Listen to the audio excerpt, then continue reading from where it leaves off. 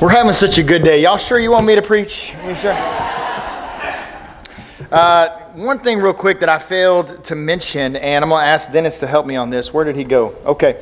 If you're a parent or you have any child, if you're a parent who has a child next door, he's going to come up and down the aisle. We need to pass these down the aisle to you, and you can kind of tune me out for the first few minutes of the sermon while you fill this out. We're trying to step up our game with kind of our check-in, check-out for Blast and Children's Church. So just do that while you can, and I'll distract you by doing one other thing. All right. So Luke 14, we're going to be in Luke 14 if you want to turn there, push a few buttons. And while you're turning there, I will confess that I saw a couple cartoons, a couple comic things this week that looked like they were dealing with the theme of technology. And one of them showed a boy who was there on his tablet kind of device, as you do, and his grandfather was sitting at this kind of kitchen table next to him, and the caption read, the boy said, "Grandpa, what was the biggest upgrade you saw when you went to school? Back in your day, right?" And the grandpa answered quickly, "Colored chalk." And I saw another one that showed this grandmother and her grandson, and they were on the side of a hill, and the grandmother was sort of leaning back, and she was just looking up at the sky, taking it in, and the grandson was next to her again on the tablet, and the grandmother asked, "Do you know what clouds are made of?" And the grandson answered, "Sure. Music files, sometimes photos." And the last one I saw, perfect, yep. The last one I saw was this husband and his wife, and they were staring at the computer machine, and the caption was just from the husband only. It said, "The computer says I need to upgrade my brain to be compatible with its software." Some of y'all that don't get that joke, that actually applied to you. Why do I tell you these jokes about upgrade? Well, I want to deal with this idea of upgrade or upgrading because I think it's such an interesting word, interesting concept, and it fits with the text that Connie read this morning in an unusual way. We are fascinated and we gravitate to this deal of upgrades. I don't care if it's your phone. Perhaps it's when you travel. You want to get an upgraded seat or a room, or a rental car, and, I'm stuck.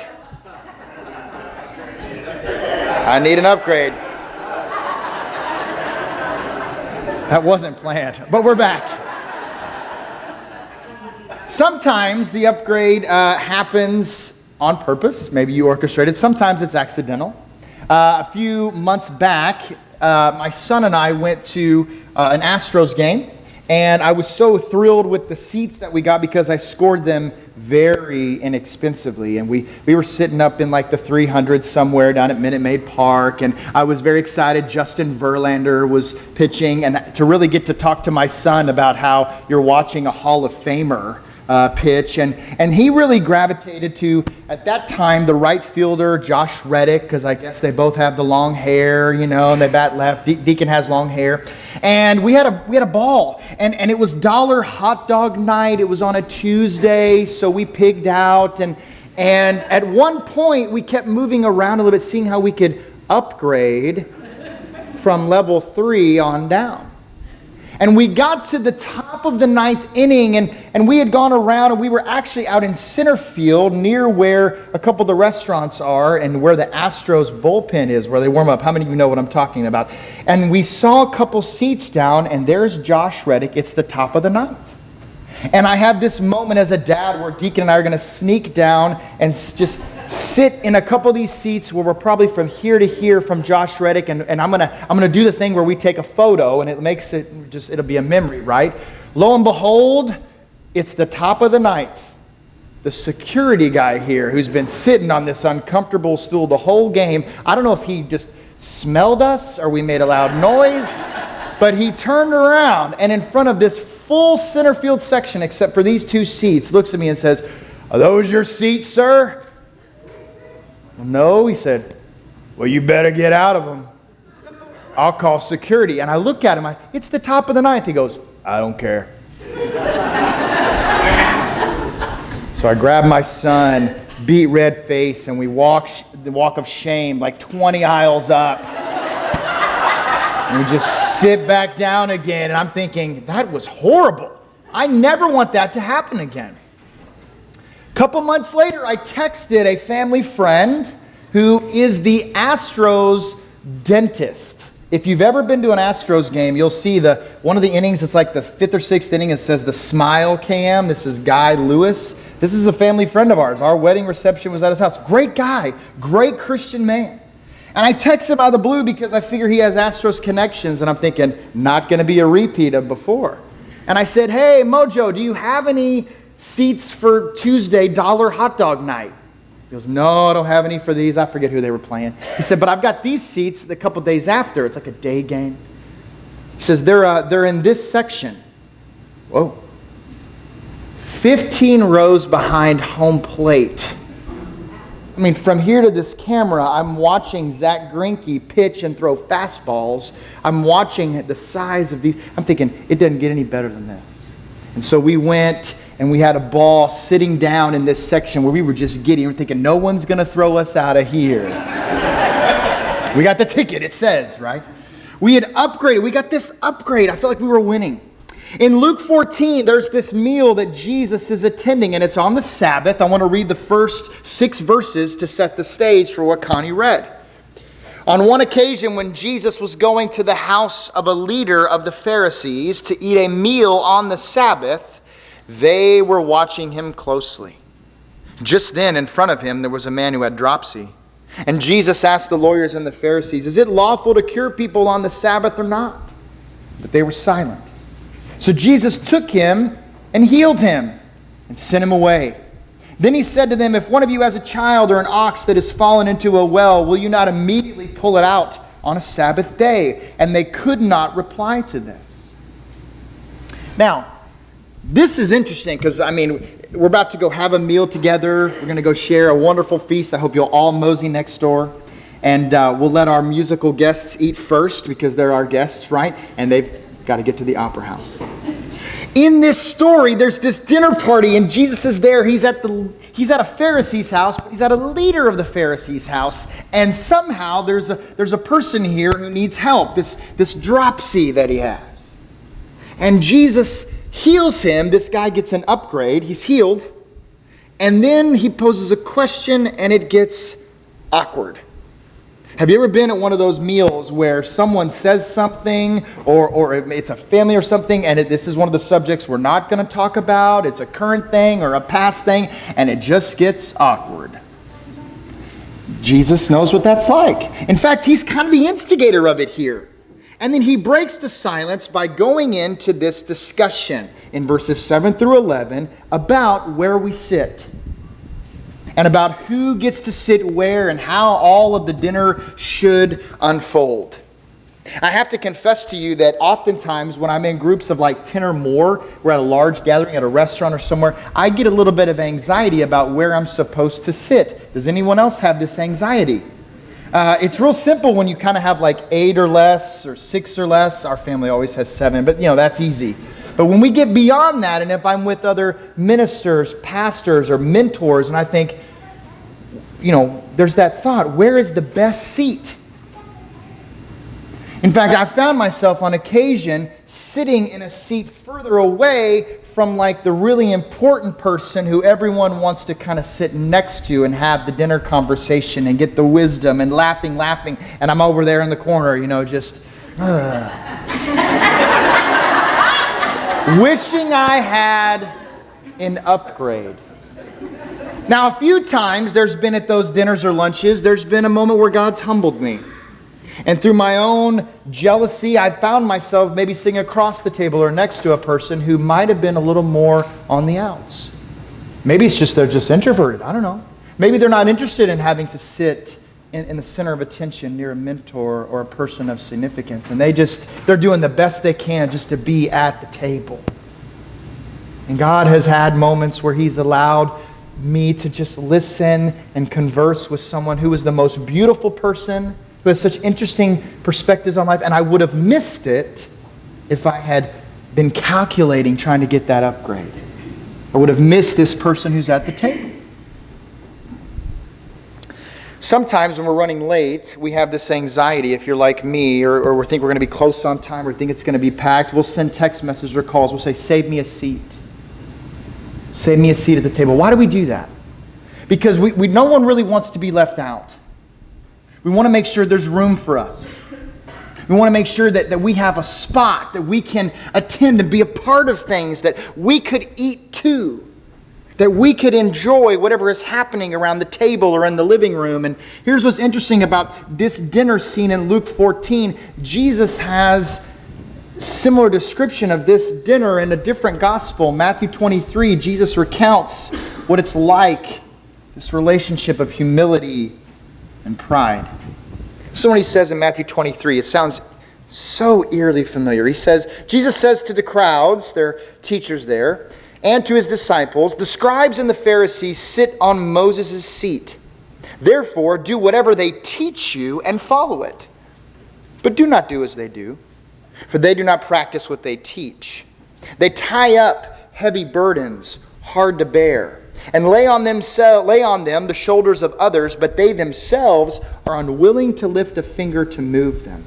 They do all their deeds to be seen by others, for they make phylacteries broad and their fringes long. They love to have the place of honor at banquets and the best seats in the synagogues, and to be greeted with respect in the marketplace, and to have people call them rabbi. But you are not to be called rabbi, for you have but one teacher.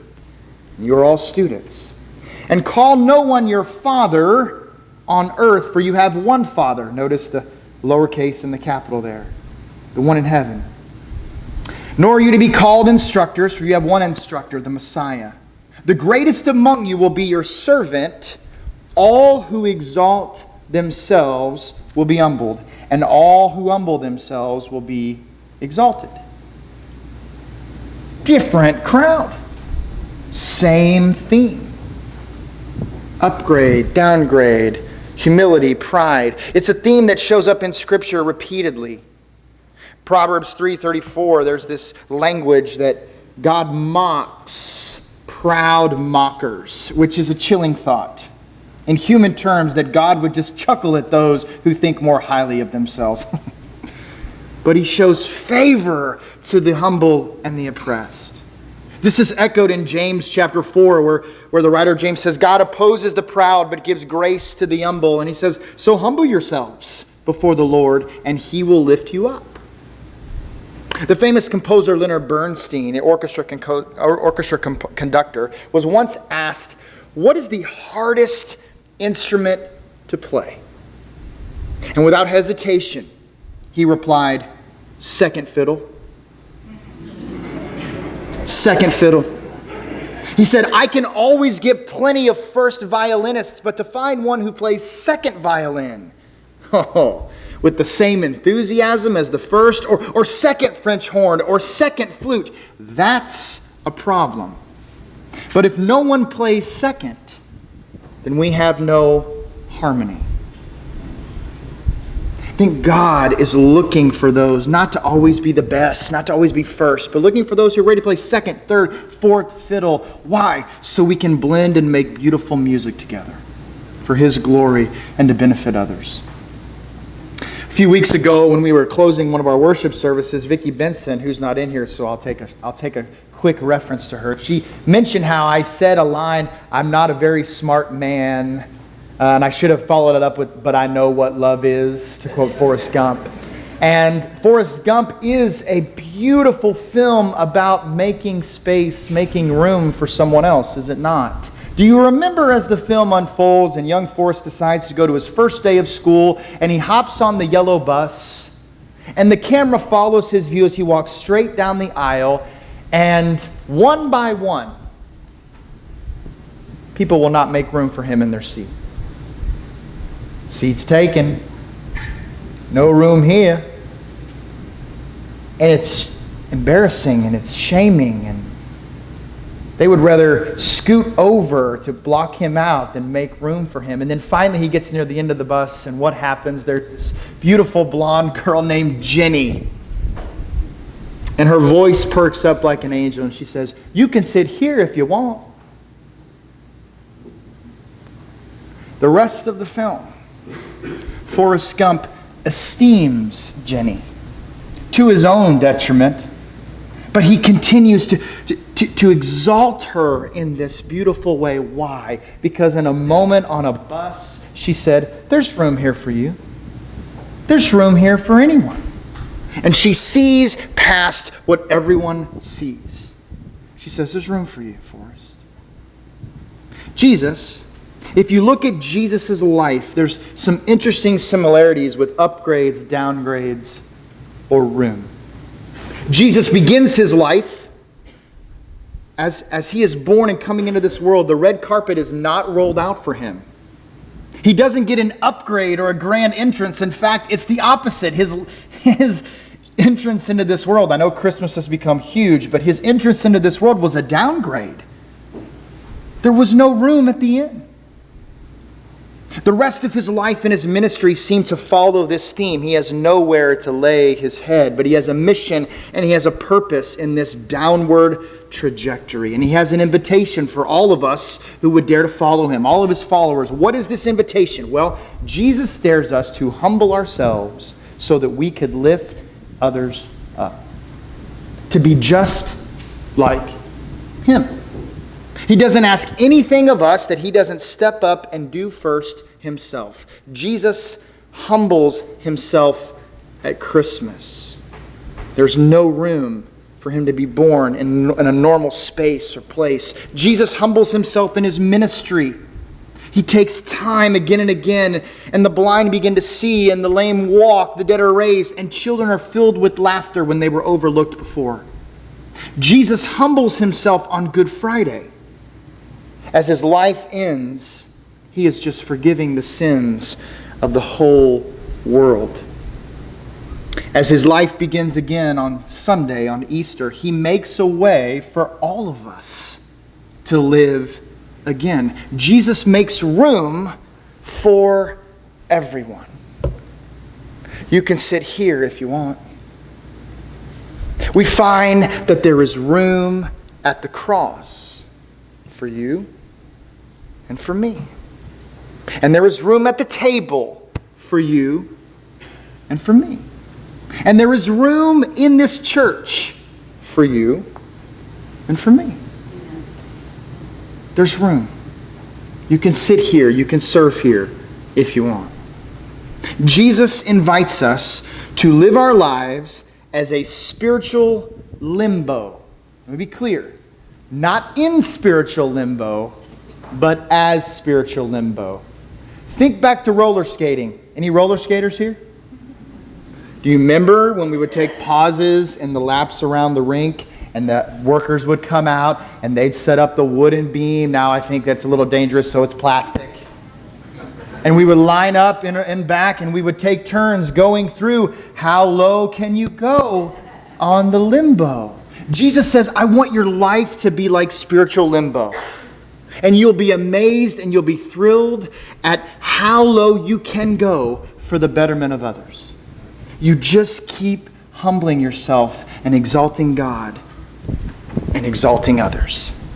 That's the sermon. May we humble ourselves so that God and others may be exalted. And we're going to sing a song now. It's your insert. We're going to sing this lyric of a song which ties in beautifully, spiritually, to what happened on Good Friday. That there's room, not just next door when we're about to go eat, room at the table and food aplenty for all, but that there's room at the cross for all of us. Many have come, millions have come, but there's always room for more. Father, thank you for having room for us. For those that are gathering at the table and at the cross. Thank you for letting us sit here if we want. May we, your followers, your people, be looking for ways to invite others to the table and to invite others to the cross where we find the help and the hope we need. Bless us as we depart this place and we fellowship as the kingdom breaks out around the table. Thank you for all the room and the joy that is already breaking out. Hands that have prepared such wonderful, wonderful feast for us. We love you. Thank you for humbling yourself through your Son, that one day we might be exalted. Thank you for that gift, Father. In Jesus' beautiful name we pray. Amen.